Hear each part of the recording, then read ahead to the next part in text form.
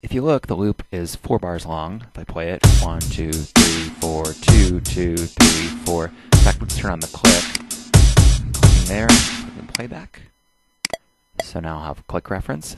2, 3, 4, 2, 2, 3, 4, and so on.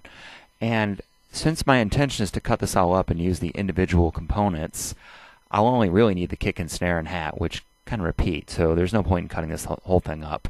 So let's go over here. If I hover there, you can see we get the 2 horizontal arrows, and I'll move this over here. So now I've got a much smaller loop, just only 1 bar long, and let's zoom that in. And I'm doing this by holding the shift key and turning my mouse wheel, but you could also do it by using the little magnifying glass guys here. And then I'll scroll over a little bit so we get a little better view.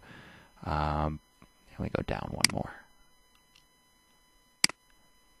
All right, now I want to cut these into individual slices, and since we're in snap to measure mode, if the cursor here is not going to land where I want it to, because it's only going to want to land on measures, so I'm going to turn off the snap.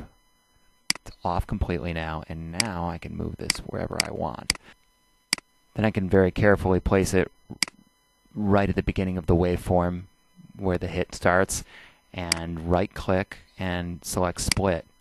It's pretty easy to accidentally move it when you're clicking the mouse in it, so I find that using the key shortcut is actually an easier way to do it. So I'll move over here, and I was right on there, and then I'm going to hit Control and T, and that will split. So now I don't even have to right click, so you can get pretty fast at this.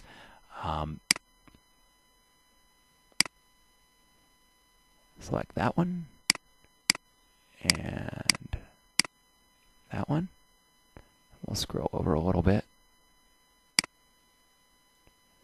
and that one. Now I'm going to zoom back out, and now I've got this whole thing. We can put it back in, I'm going to put it back in snap to 16th notes. You'll see why in a second.